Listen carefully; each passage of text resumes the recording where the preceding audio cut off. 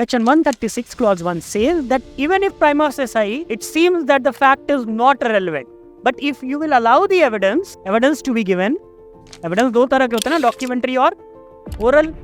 तो अगर आप एविडेंस अलाउ करते हैं, उससे ओरली टेस्टमनी दिलवाते हैं कोर्ट में, तो हो सकता है जो फैक्ट रेलेवेंट लग रहा हो वो क्या बन जाए बात। तो अब अगर आपसे कोई बोले कि अगर रेलेवेंट फैक्ट नहीं भी है, suppose this the prima facie the fact is not relevant, can you give the evidence?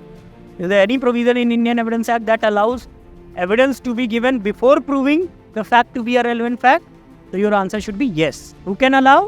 It is a discretion of the judge. If the judge thinks, तो जज हो सकता है वो अलाउ कर देगा। जॉली LLB 2 देखिए, उसमें क्या होता है, when that police officer from JNK, when he is being examined by the opposite counsel, में बड़ा लॉयर रहता है, याद है आपको सीन कुछ? 2010 में कश्मीर पुलिस ने कुपवाड़ा इंसिडेंट में तुमको 6 महीने के लिए सस्पेंड कर दिया था, क्यों?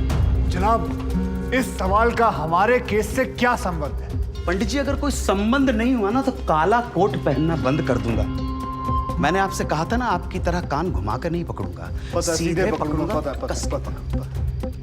अजब जलवा है हुजूर आपकी अदालत का, जहां एक आदमी जिस पे देशद्रोह का इल्जाम है, वो उस आदमी पर इल्जाम लगा रहा है जिसने मातृभूमि की सुरक्षा की शपथ उठाई है। वो उससे क्या कहता है? एक बात बताइए, आपके ऊपर देशद्रोह का मुकदमा चल रहा है police officers, and immediately the counsel objects, my lord, how does it relevant to this case?